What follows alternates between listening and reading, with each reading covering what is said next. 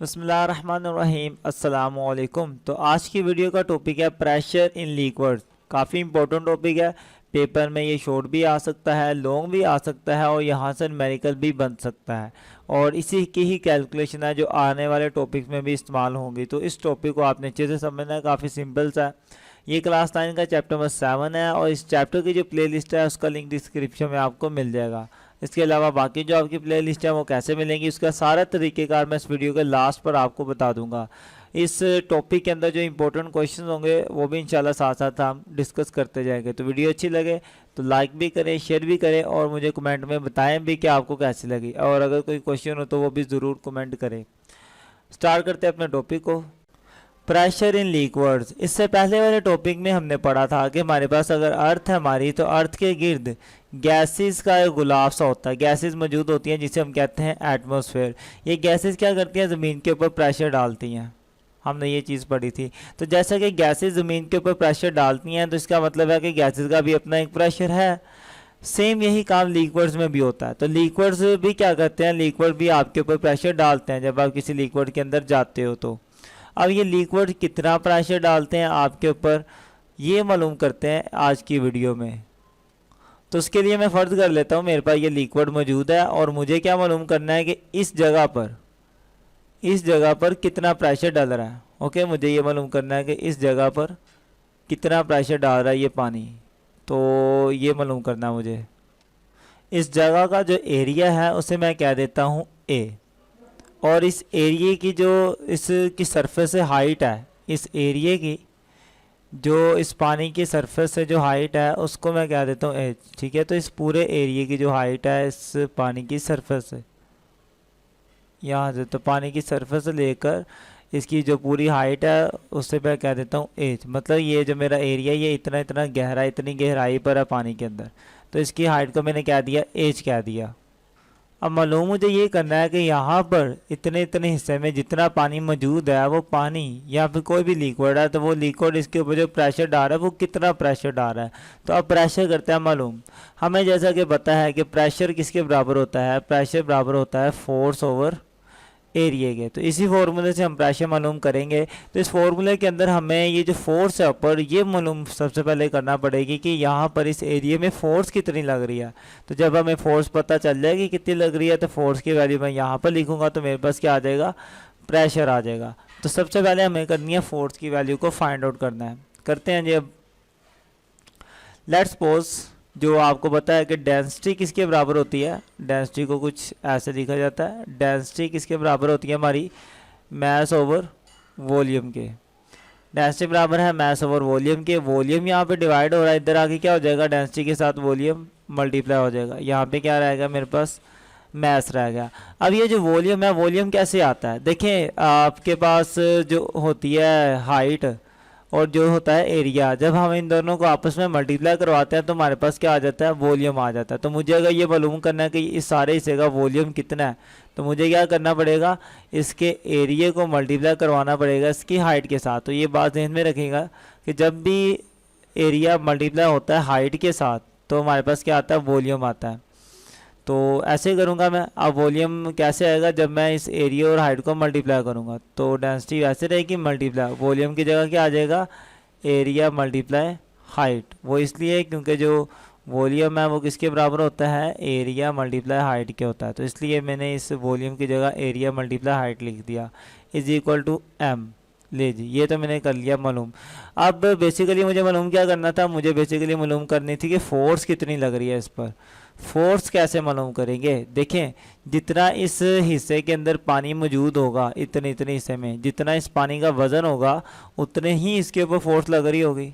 ठीक है, तो सिंपल सी बात है, इस एरिए पे जो फोर्स लग रही है, इस एरिया पे जो फोर्स लग रही है वो फोर्स किसके बराबर होगी, जितना इस एरिया के अंदर पानी मौजूद है उस पानी का जितना वज़न होगा उसके वज़न के बराबर होगी फोर्स। तो फोर्स किसके बराबर आ जाएगी, वज़न के। ठीक है, तो फिर सुने ये वज़न कौन सा, जितना इस एरिया के ऊपर पानी मौजूद है ना, इस एरिया के ऊपर जितना पानी मौजूद है इस पानी का जितना वज़न होगा उतनी इसके ऊपर क्या लग रही होगी, फोर्स लग रही होगी। तो मैं कह सकता हूँ कि मेरी जो फोर्स है वो किसके बराबर होगी, वज़न के। और आपको पता है वज़न किसके बराबर होता है, mg के। तो इसलिए मैं इस वज़न की जगह या वेट की जगह क्या लिख सकता हूँ, mg लिख सकता हूँ। अब मैथ्स हमें पता क्या होता है, हमने पहले ये मैथ्स मालूम कर लिया था। मैथ्स किसके बराबर है हमारा, ये रो एरिया और हाइट के इक्वल है, तो इसलिए मैं मैथ्स की जगह मैथ्स की वैल्यू पुट करने लगा हूँ। तो f इज इक्वल टू, इस m की जगह ये वाली वैल्यू आ जाएगी, डेंसिटी, एरिया और हाइट। तो मैथ्स की जगह उसकी वैल्यू आ गई और आगे मेरा g एज इट इज़। जब ये तीनों मल्टीप्लाई होंगे तो हमारे पास आ जाएगा force is equal to density, area, height और g। ले जी, ये आपके पास आ गई आपकी फोर्स की वैल्यू। इसे क्वेश्चन नंबर 1 कह दें, या सिंपल कोई क्वेश्चन कहने की ज़रूरत नहीं है, आप इसको हाईलाइट कर लें, ये उस सर्कल बना के या बॉक्स बना के।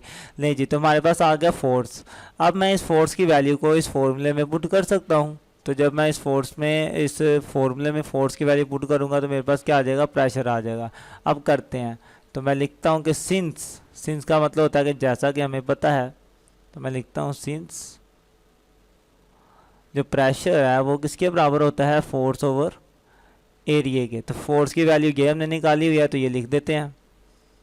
फोर्स की जगह आ जाएगा रो एरिया, हाइट और जी डिवाइडेड बाय क्या है, एरिया का। इधर तक प्रेशर था। अब जो जो सेम है वो कैंसिल आउट हो जाएंगे। आपको पता है ये भी एरिया है, तो एरिया के साथ तो एरिया कैंसिल हो जाएगा। मेरे पास बाकी बच जाएगा ये चीज़ कि pressure P is equal to किसके होगा, रो, इसे रो भी पढ़ते हैं, ठीक है, डेंसिटी के लिए यूज़ किया जाता है, डेंसिटी G और H, ठीक है। पहले G लिख लो, बाद में H लिख लो, कोई मसला नहीं है। तो आपके पास ये क्या आ गया, प्रेशर आ गया। लें जी, तो अगर अब मुझे मालूम करना हो कि पानी कितना प्रेशर डाल रही है, तो मैं सिंपल अपने ये इस फॉर्मूले से प्रेशर फाइंड आउट कर सकता हूँ। पानी का भी कर सकते हैं, कोई भी लिक्विड हो, आप उस लिक्विड का जो प्रेशर है किसी भी हाइट पर आप इस फॉर्मूले से मालूम कर सकते हैं। अब ये फार्मूला आपको कुछ इंपॉर्टेंट बातें बता रहा है। ये फार्मूला आपको ये बता रहा है कि ये जो आपका प्रेशर है, ये जो प्रेशर है इस हाइट की क्या है, डायरेक्टली प्रोपोर्शनल है। अगर मैं हाइट इंक्रीज़ करूँगा तो प्रेशर भी क्या हो जाएगा, इंक्रीज़ हो जाएगा। इसकी बड़ी फेमस सी और सिंपल सी आपको एग्जांपल देकर बताता हूँ कि फ़र्ज़ कर लेते हैं कि आपके पास कोई पानी की बोतल मौजूद है, ठीक है। आप इस पानी की बोतल पे क्या कर दे, सुराख कर दे। तो मैं इसकी डिफरेंट पोजीशन पर सुराख कर देता हूँ। एक मैंने यहाँ कर दिया, एक मैंने यहाँ कर दिया, एक मैंने यहाँ कर दिया और एक मैंने यहाँ पे कर दिया। तो मैंने ये डिफरेंट पोजीशन में क्या कर दिया, सुराख कर दिया। अब यहाँ से पानी निकलेगा बाहर। अब ये जो पानी निकलेगा, आप गौर करें कि जो पहले वाले सुराख से निकलेगा वो पानी इस साइड पे गिर गया, जो दूसरे वाले सुराख से गिरेगा वो पानी थोड़ा आगे गिरेगा, जो तीसरे वाले से निकलेगा वो और आगे गिरेगा, और जो लास्ट वाले सुराख से पानी निकलेगा वो और ज़्यादा आगे जाके गिरेगा। अब ऐसा क्यों हुआ, क्योंकि हाइट ज़्यादा होगी ना। देखें, आखिरी वाले सुराख की हाइट ज़्यादा है, तो इसलिए हाइट ज़्यादा होने से प्रेशर भी क्या हो जाएगा, ज़्यादा हो जाएगा। इसी तरह बाकी जो सुराख हैं आप देख सकते हैं कि जैसे ये है, इसकी हाइट इतनी ज़्यादा नहीं थी, इसकी हाइट इतनी ज़्यादा नहीं थी, इसकी हाइट और कम थी। तो जिसकी हाइट जितनी ज़्यादा कम होती गई उसका प्रेशर उतना ही कम होता गया, और जब प्रेशर कम है तो पानी आगे क्यों जाएगा। ओके, तो जो लास्ट वाला मेरा होल था ये वाला, इसकी हाइट सबसे ज़्यादा थी। ज़मीन की सरफेस से लेकर, सॉरी, इस बोतल की स्टार्टिंग से लेकर इस होल तक जो हाइट है वो क्या है, एच है। हाइट ज़्यादा होगी इस वाले सुराख की, तो हाइट ज़्यादा होने से नीचे प्रेशर भी क्या हो जाएगा, ज़्यादा हो जाएगा। तो नीचे प्रेशर होने से ये पानी जो है वो ज़्यादा दूर तक जाके गिरेगा, क्योंकि इसका प्रेशर ज़्यादा है। और आपने एक और बात नोट की होगी कि घर में जो टंकी होती है पानी वाली, फ़र्ज़ करें ये पानी की टंकी भी मौजूद है, तो ऊपर वाले फ्लोर में, घर के 2 फ्लोर हैं, तो ऊपर वाले फ्लोर में जो पानी की टूटी होती है उसमें पानी का प्रेशर कम होता है, जबकि नीचे वाले फ्लोर में जो पानी की टूटियाँ लगी होती हैं उसमें पानी का प्रेशर क्या होता है, ज़्यादा होता है। वो इसलिए क्योंकि अब इसकी हाइट क्या हो गई है, ज़्यादा हो गई है। तो हाइट ज़्यादा होने से अब नीचे वाली जो टूटियों में पानी आएगा उस पानी का प्रेशर ज़्यादा होगा, तो प्रेशर ज़्यादा होने से पानी ज़्यादा स्पीड से बाहर निकलेगा। ऊपर वाली जो टूटियाँ हैं उनकी जो हाइट है वो कम है, इस पानी की टंकी से उनकी हाइट क्या है, कम है। तो हाइट कम होने से प्रेशर भी कम होता है, प्रेशर कम होने से फिर पानी की स्पीड भी कम हो जाती है। और यही चीज़ इस रिलेशन में भी आपको नज़र आ रही है कि जो प्रेशर है और जो हाइट है ये दोनों क्या है, एक दूसरे के डायरेक्टली प्रोपोर्शनल है। अगर एक चीज़ ज़्यादा होगी दूसरी भी ज़्यादा हो जाएगी, ठीक है। अगर मैं हाइट को इंक्रीज़ करता हूँ तो मेरा प्रेशर क्या हो जाएगा, इंक्रीज़ हो जाएगा। क्लियर। तो ये बात अपने माइंड में रखिएगा, इम्पोर्टेंट बात थी। उम्मीद करता हूँ कि आपको ये टॉपिक अच्छे से समझ आया होगा। अगर आपके माइंड में कुछ क्वेश्चन हो, कुछ पूछना हो, तो आप मुझे कमेंट करें, इंशाल्लाह मैं उनके रिप्लाई करने की कोशिश करूँगा। वीडियो अच्छे लगे तो शेयर करें। मिलते हैं इंशाल्लाह नेक्स्ट वीडियो में, तब तक के लिए अल्लाह हाफिज़। और अपने सब्जेक्ट की प्लेलिस्ट हासिल करने के लिए सबसे पहले अगर सब्सक्राइब नहीं किया तो वो कर दें, साथ ही बेल आइकन को भी दबा दें और ये प्लेलिस्ट वाले ऑप्शन पे आएँ। इस पर क्लिक करेंगे तो थोड़ा सा स्लाइड करें। सबसे पहले आपको न्यूमेरिकल की प्लेलिस्टें मिलेंगी, उसके बाद 9th मैथ की सारी प्लेलिस्टें इंशाल्लाह इधर आएंगी, फिर 10th मैथ की सारी प्लेलिस्टें, 11th की और 12th मैथ की भी सारी प्लेलिस्टें इंशाल्लाह यहाँ आएंगी। उसके नीचे फिज़िक्स की प्लेलिस्ट है, पहले 9th क्लास की और उसके बाद 10th क्लास की फिज़िक्स की प्लेलिस्टें होंगी।